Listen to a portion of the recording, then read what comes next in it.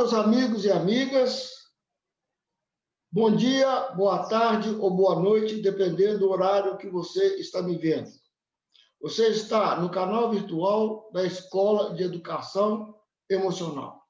Esse é o nosso treinamento virtual de habilidades de relacionamento interpessoal. O nosso 36º encontro. O nosso assunto de hoje é refletir as perguntas. Estamos no 3º módulo do treinamento, abrindo as portas da comunicação. Esse é o nosso 5º degrau da nossa escada metafórica. O primeiro degrau do abrindo as portas da comunicação foi refletir o conteúdo. O segundo degrau, refletir o sentimento. O terceiro degrau, refletir o sentimento e o conteúdo. O quarto degrau foi refletir com imagens, foi o último encontro. E esse é o nosso 5º degrau, refletir as perguntas. Muito bem. Antes de dar prosseguimento ao nosso encontro de hoje, para aqueles que estão chegando aqui agora nesse momento, sejam bem-vindos e sejam bem-vindas. Eu sou Márcio Luz de Miranda, médico ginecologista, obstetra, psicoterapeuta e treinador de habilidade de relacionamento interpessoal. Então, vamos para os nossos avisos habituais. Se esse encontro e os demais encontros estão ajudando você a se relacionar de uma maneira mais tranquila, uma maneira mais afetiva e efetiva com os seus familiares, com os seus parceiros, com os seus colaboradores, com os seus amigos, com as pessoas que convivem ao seu lado, dê um like. Não se esqueçam de compartilhar. Convide os seus conhecidos, seus parentes, seus amigos para engrossar fileiras dessa nossa comunidade de relacionamento interpessoal. Uma comunidade de fraternidade e de ternura. Também não se esqueçam de inscrever. Se você ainda não está inscrito no nosso canal, o faça agora. Inscreva no nosso canal e não esqueça de clicar no sininho para que o YouTube possa avisá-lo de cada vídeo que for subindo na nossa Escola Virtual de Educação Emocional. Muito bem, então vamos dar início ao nosso encontro, depois desses avisos habituais, seguindo o nosso padrão de apresentação. Vocês estão lembrados que a gente faz várias etapas em cada encontro, e a primeira etapa é, depois de pedir para vocês ficarem atentos a esses avisos, é a etapa do ritual. O que é ritual? É uma preparação que a gente faz para que a gente consiga ficar centrado, inteiro, e consiga ter um bom desempenho na nossa tarefa. O ritual, ele consiste de 5 etapas. A primeira etapa é chamada de pausa, a segunda etapa é chamada de foco, a terceira é chamada de intenção, a quarta é chamada de introspecção e, finalmente, a 5ª etapa é a etapa da partilha. Muito bem. Se você está acompanhado, muito bem, a cada etapa que você for avançando, não esqueça de sinalizar com o dedo para que você possa passar para frente, juntamente com aqueles que estão ao seu lado. Eu, como estou com vocês, a cada etapa que eu for descendo, eu também vou sinalizando. Se você está sozinho, não tem importância. Não precisa, então, de sinalizar. Então, vamos lá para a primeira etapa, que é a etapa da pausa.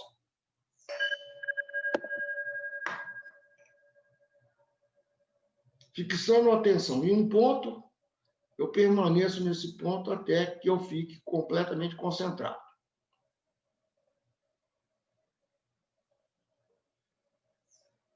Terminada essa etapa, eu sinalizo e vamos para a segunda etapa, que é a etapa do foco. A segunda etapa, a etapa do foco, ela é feita com os olhos fechados. Nós vamos buscar um foco para a gente fazer uma intenção. O foco pode ser você mesmo, o foco pode ser alguma pessoa conhecida, algum parente, alguma tarefa que você precisa de desempenhar ou algum programa que você tem que desempenhar, atuar nele. Então, feito o foco, nós passaremos para a terceira etapa. Então, vamos ao foco.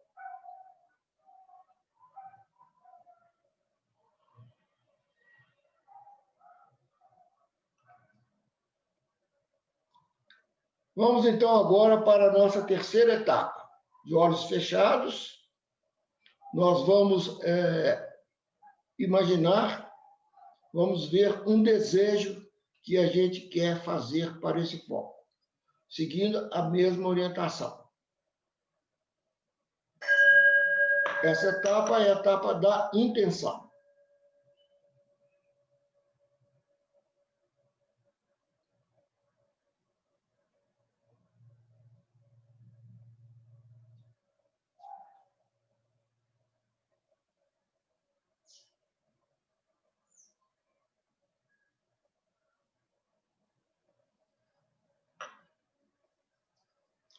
Vamos, então, agora passar para a nossa quarta etapa, é a etapa da introspecção. De olhos fechados, nós vamos, então, observar a nossa tela mental. Vamos fazer um mergulho interior e vamos observar tudo que se passa na nossa tela mental. Imagens, pensamentos, e vamos deixar a nossa mente livre para que ela possa, então, nos revelar o que vem dentro do nosso interior em relação a esse foco. Durante o período da introspecção, nós teremos uma música de fundo que vai nos auxiliar nessa etapa.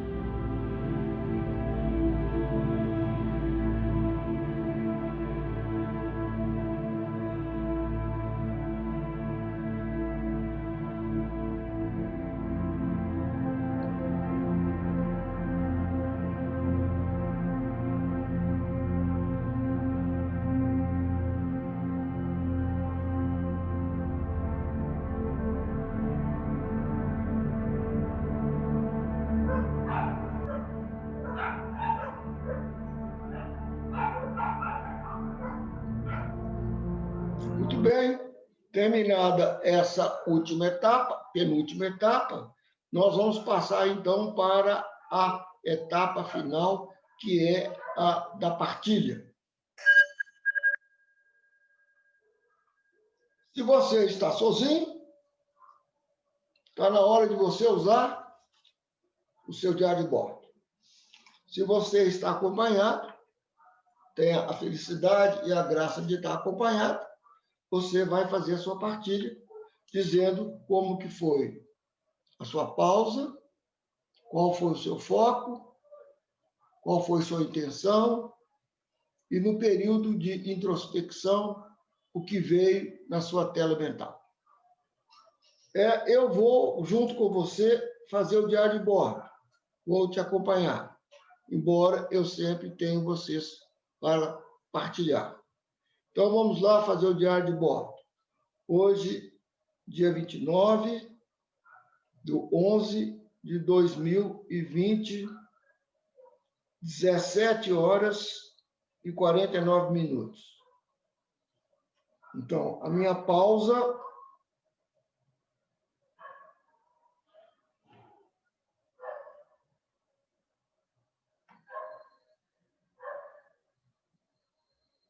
o meu foco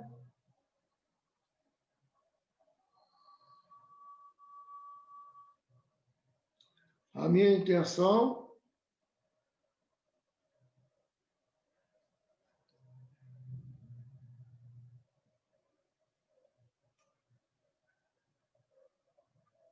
e a minha partilha,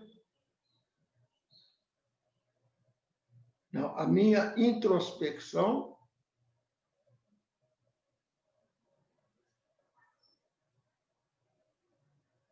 E, finalmente, a minha partilha.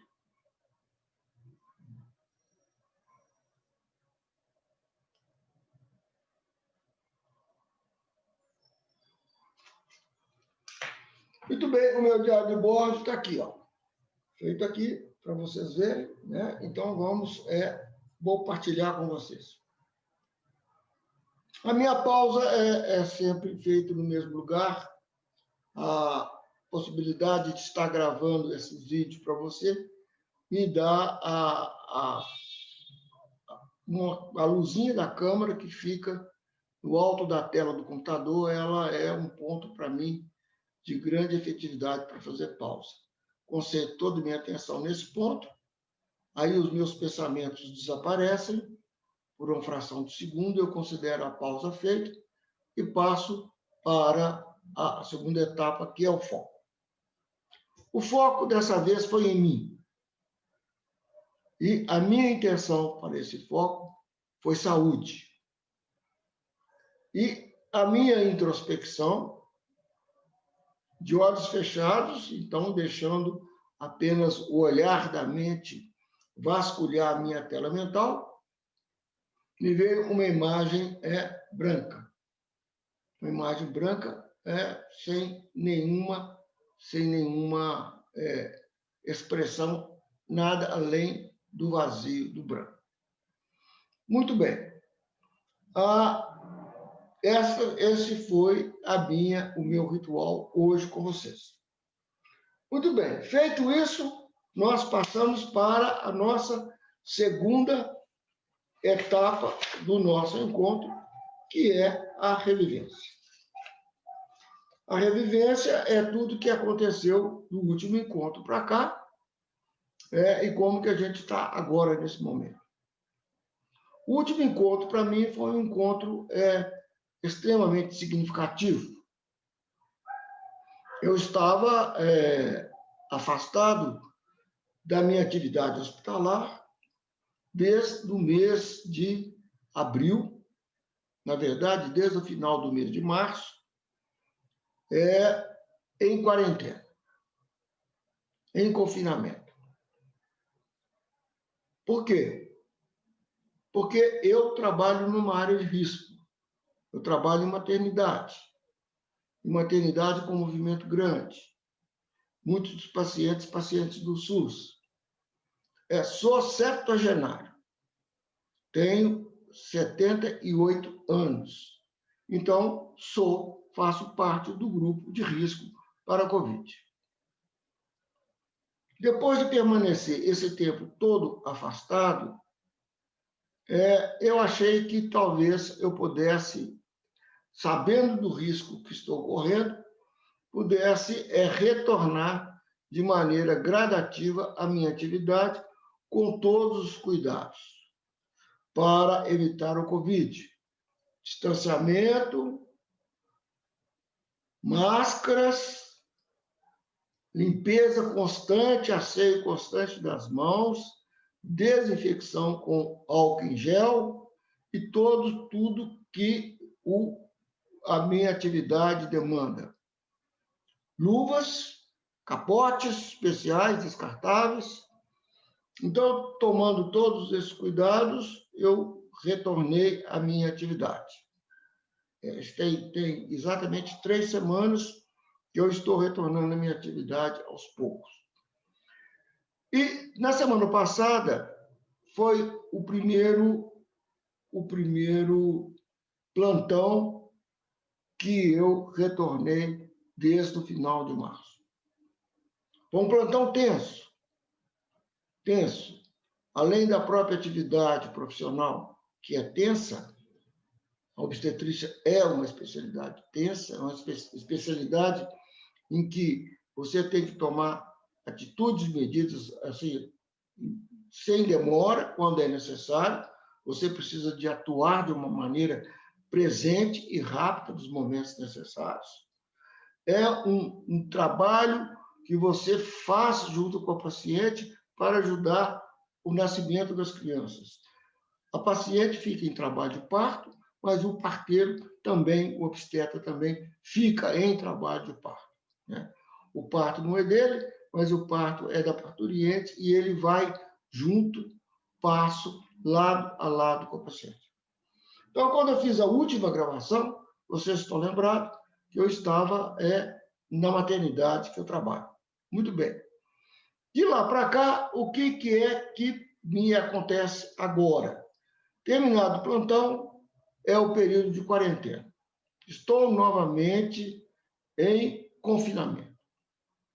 Preciso de aguardar agora pelo menos 10 dias, depois de alguns exames de suave nasal, orofaringe, do exame de PCR negativos, para voltar ao convívio com a minha família.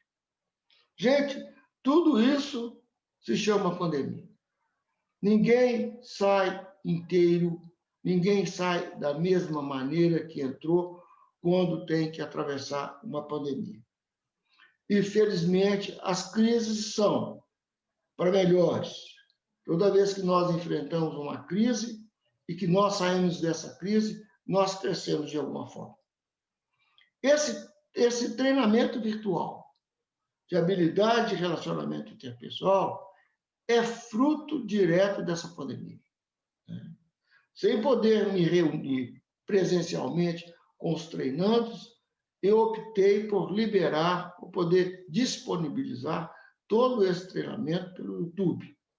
Então, o momento que eu estou agora é um momento de tensão. Ainda estou num processo de confinamento. Esse confinamento deve terminar na próxima segunda ou terça-feira, quando o meu segundo exame de PCR de suave nasofaringe vai ser o resultado. Felizmente, o primeiro exame deu vírus não detectado. Estou agora aguardando a feitura do segundo, que será na segunda-feira, e provavelmente na quarta terei esse resultado, quando poderei retornar ao convívio da minha família para não oferecer risco para eles. Muito bem, essa foi a minha revivência, tem tudo a ver com o nosso último encontro, porque vocês presenciaram, vocês me viram, vocês são testemunha da minha presença em hospital, fazendo um trabalho de risco. Estar na linha de frente na pandemia é um trabalho de risco. Muito bem, essa é a minha revivência. A minha revisão é o assunto que nós tratamos da última vez, que foi refletir com imagens. Falamos da última vez do poder curativo das imagens. Se você não assistiu o último vídeo, vai lá no YouTube, clique lá na playlist e você vai encontrar lá o 35º encontro, refletir com imagens. E hoje nós estamos no 36º e o nosso encontro hoje é refletir as perguntas.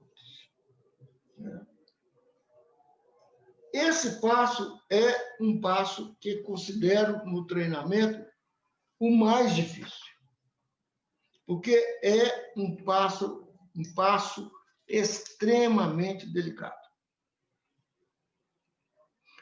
Tão delicado e tão difícil que também para esse passo eu escrevi esse livrinho. Quem tem medo de responder? E a pergunta que quero fazer antes de iniciar esse tema é muito simples. Quem de vocês alguma vez não fez uma pergunta que deixou o outro embaraçado?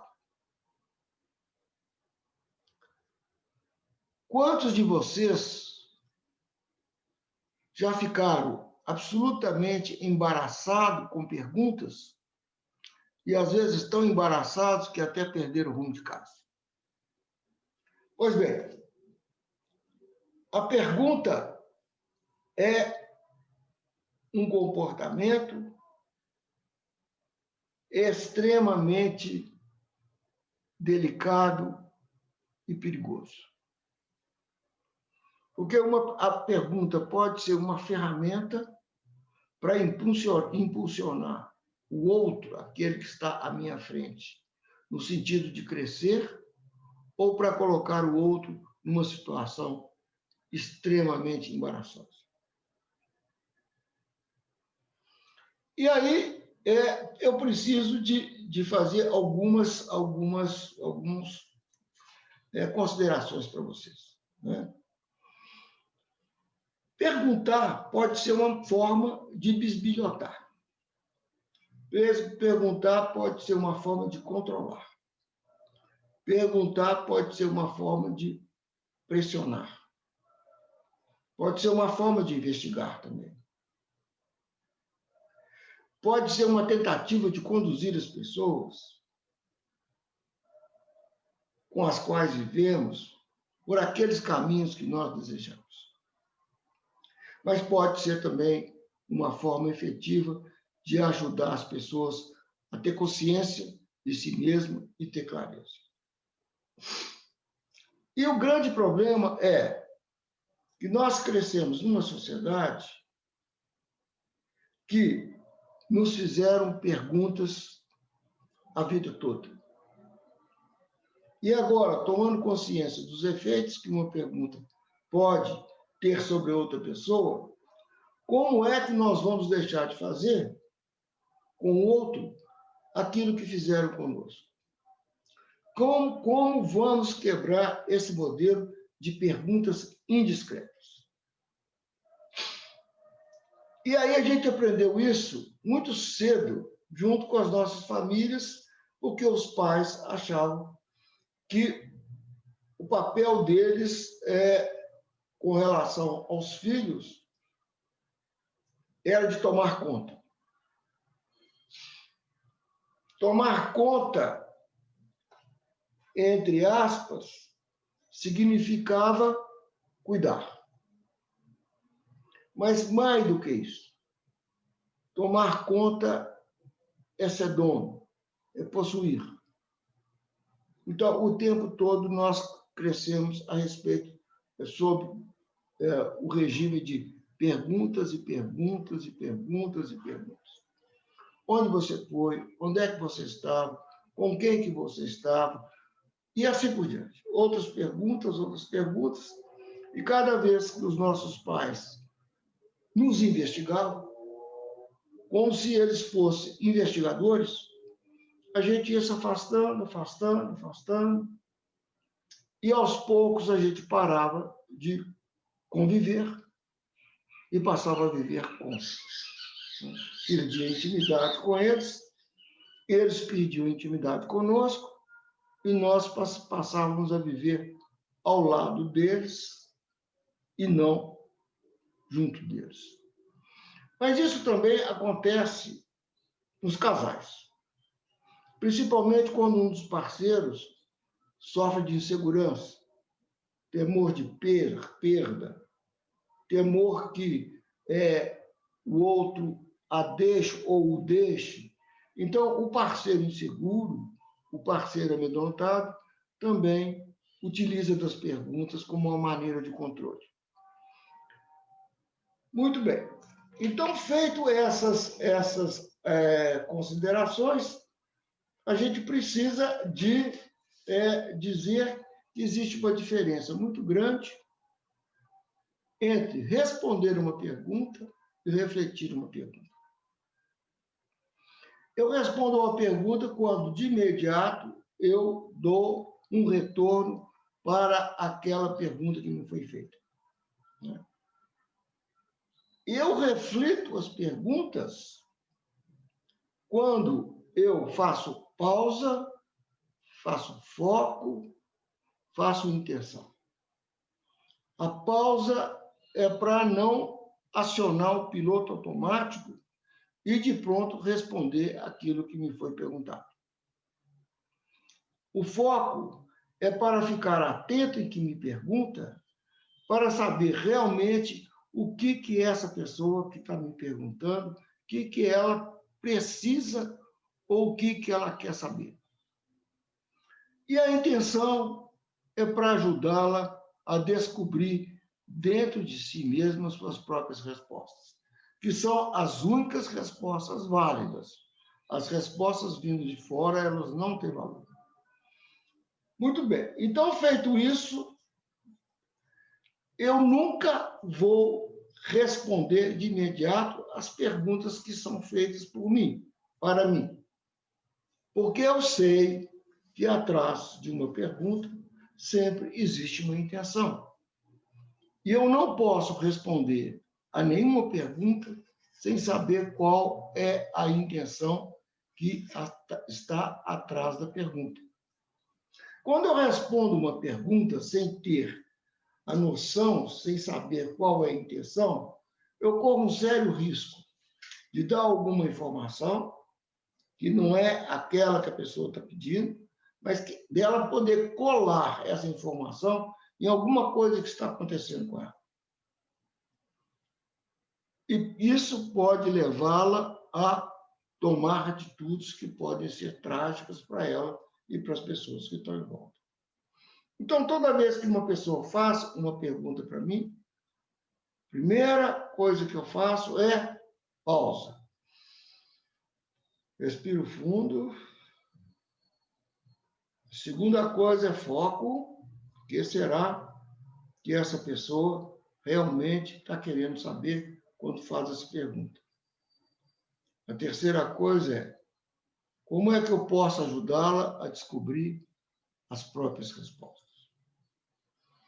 Com isso, então, eu não correrei o risco de fazer respostas que, em vez de ajudar, vão atrapalhar as pessoas. Com isso também, eu adquiro a habilidade de não responder perguntas indiscretas, perguntas que poderiam me desconcertar. E como que eu faço isso? Quando a pergunta vem para mim, depois de fazer pausa, foco e atenção, eu volto a pergunta para a pessoa, dizendo para ela, quando você me faz essa pergunta, me fala mais um pouco a respeito disso. Conta para mim um pouco mais a respeito da razão dessa sua pergunta, para eu entender melhor o que você está perguntando. Eu quero muito responder a sua pergunta, mas eu preciso saber realmente o que você está precisando, qual a informação e para que essa informação que você está querendo. Outra maneira de falar, de devolver a pergunta, é dizer para a pessoa, quando você me faz essa pergunta, como é que você está se sentindo ao fazer essa pergunta? O que está acontecendo aí dentro de você que essa pergunta se tornou tão importante? Então, essa é a chave para você não responder de maneira automática as perguntas que são colocadas para você. Porque uma resposta indevida pode provocar estragos muito grandes nas pessoas que formulam as perguntas. Outra coisa que é importante dizer para vocês é que ninguém faz uma pergunta quando não tem conhecimento do assunto. Então, toda vez que a pessoa faz uma pergunta, ela já imagina, ela tem ideia, ela tem conhecimento do conteúdo que ela está perguntando. Ninguém que não conheça nada sobre física quântica terá capacidade de fazer uma pergunta sobre física quântica. Então, sempre existe um conhecimento prévio antes de fazer a pergunta. E agora, o que nós precisamos saber é qual a finalidade que as perguntas têm na vida das pessoas. As pessoas fazem perguntas por vários motivos. O mais frequente deles é uma maneira de se aproximar. Eu faço uma pergunta, independente da resposta, eu já comecei a conversar com você. Como é que você chama? Qual que é a sua profissão? O que você faz na vida? Você é casado? Você tem filhos? Então, é essa abordagem que habitualmente a gente usa nessa sociedade para fazer uma aproximação. Essas perguntas são perguntas que não necessitam inicialmente de respostas, né? A gente fala que são perguntas subjetivas. Essas perguntas subjetivas merecem uma reflexão. Quando você me pergunta se eu sou casado, quantos filhos eu tenho, conta mais um pouco a respeito da curiosidade que você tem a meu respeito. Como que é isso para você? Me conta por que isso é tão importante para você saber. O que isso faria diferença na nossa relação aqui agora, nesse momento? Normalmente, quando as perguntas são subjetivas, elas desaparecem. Né? E se a pergunta também for apenas uma estratégia de aproximação, normalmente a pessoa não espera a resposta. E ela começa o assunto que ela tinha para falar com a gente, né? Outra razão que leva as pessoas a perguntar para a gente é necessidade de informações objetivas. Por exemplo, quanto custa, onde, como, quem, a que hora. Essas perguntas objetivas, elas merecem uma resposta objetiva e imediata. Não há necessidade de explorar o que está atrás dessas perguntas quando elas são bem objetivas. Mas também as pessoas, às vezes, precisam de ter dados da gente para que elas possam confiar. O senhor é médico? Quantos anos de formato o senhor tem? O senhor já fez muitos partos? E ocorre tudo bem nos partos que o senhor faz? O senhor tem muitos clientes? Então, são perguntas que a gente percebe que a pessoa ela está buscando dados para que ela possa confiar na gente. Essas perguntas também merecem uma reflexão. Quando você me pergunta isso, na verdade, é importante para você saber o quê? E vamos esperar a pessoa devolver. Se não for importante, também ela não devolve. Troca de assunto e não volta a falar aquilo. Mas as pessoas também, elas podem perguntar porque elas têm uma ideia a respeito do assunto, elas te têm como autoridade e elas, de alguma forma, querem secretamente confirmar aqueles pensamentos que elas têm a respeito daquele assunto, né? Aí que mora o perigo. Por exemplo, uma paciente diz para mim, eu sou médico, em cada especialidade, em cada profissão, vocês vão ter esse tipo de abordagem. Doutor, o senhor acha que eu vou ficar curado rápido? Quanto tempo o senhor acha que essa doença vai durar? O senhor acha que eu vou precisar de tomar muito remédio? Quando o senhor acha que eu posso voltar a trabalhar? Não? São perguntas abertas e, dependendo do que se responde, a paciente pode, ou a pessoa que está na sua frente, pode colar isso numa suspeita que ela tem. Nossa, se for demorar essa doença, é porque ela é grave. Se eu não puder voltar a trabalhar num tempo razoável, é porque ela é limitante. Se não tem previsão de como que isso pode ser, essa doença pode ter que ser tão grave que não tenha cura. Então, quantas horas vai demorar essa cirurgia, hein, doutor? Quando uma paciente me faz essa pergunta, qual que é o interesse dela de saber quantas horas vai demorar a cirurgia? Ela vai estar dormindo. Ela não vai presenciar a cirurgia. Na verdade, o que ela busca? Ela busca uma informação se a cirurgia vai ser complicada, se a doença dela é uma doença complicada.